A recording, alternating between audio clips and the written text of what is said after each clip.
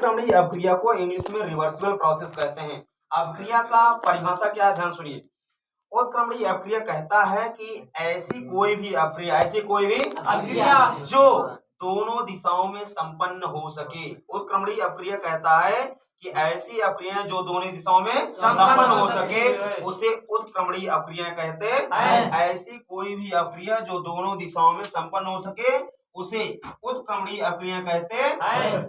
जैसे 3Fe + 4H2O। Example देखेंगे, जैसे 3Fe,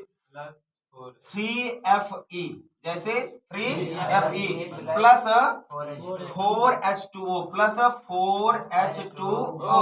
देखो भैया, ऐसे एक तीर बाएं से दाहिने दिशा की ओर और दूसरा तीर है दाएं से बाएं दिशा की ओर।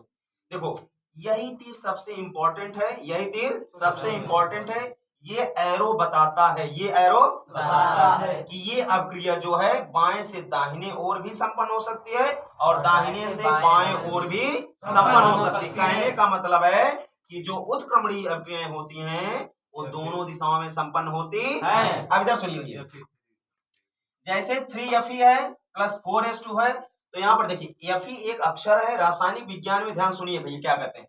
रासायनिक विज्ञान में अगर किसी भी अक्षर के सामने गिनती लिखी हो तो उस गिनती को मोल पढ़ेंगे। क्या पढ़ेंगे भैया? तो यहाँ पर इसको बोलेंगे 3 मोल आयरन। क्या बोलेंगे भैया? 3 मोल आयरन। Fe को आयरन कहते हैं। परमाणु क्रमांक 26 है। क्या भैया? परमाणु क्रमांक 26 Fe। आयरन कहते हैं इसको। तो 3 मोल आयरन धन का मतलब है दोनों संयोग कर रहे हैं, अपक्रिया कर रहे हैं। 4 मोल जल, H2O को क्या कहते हैं भैया? जल। तो 4 मोल जल अपक्रिया करके क्या बनाता भैया? Fe3O4। क्या बनाता भैया?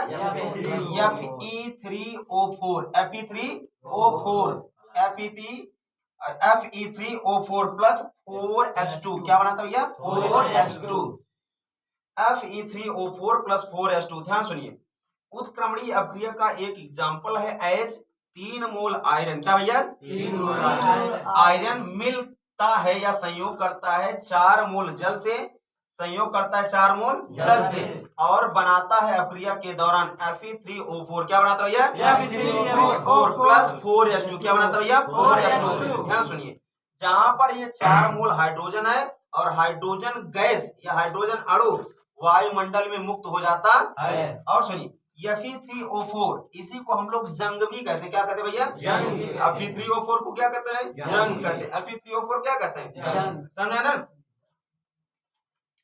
अगर पुनः से मतलब फिर से Fe3O4 का अपक्रिया, Fe3O4 का 4 मोल हाइड्रोजन गैस से, 4 मोल हाइड्रोजन गैस से करवा दिया जाए तो पुनः हमको बाएं पक्ष में 3Fe प्लस 4H2O प्राप्त हो जाता है।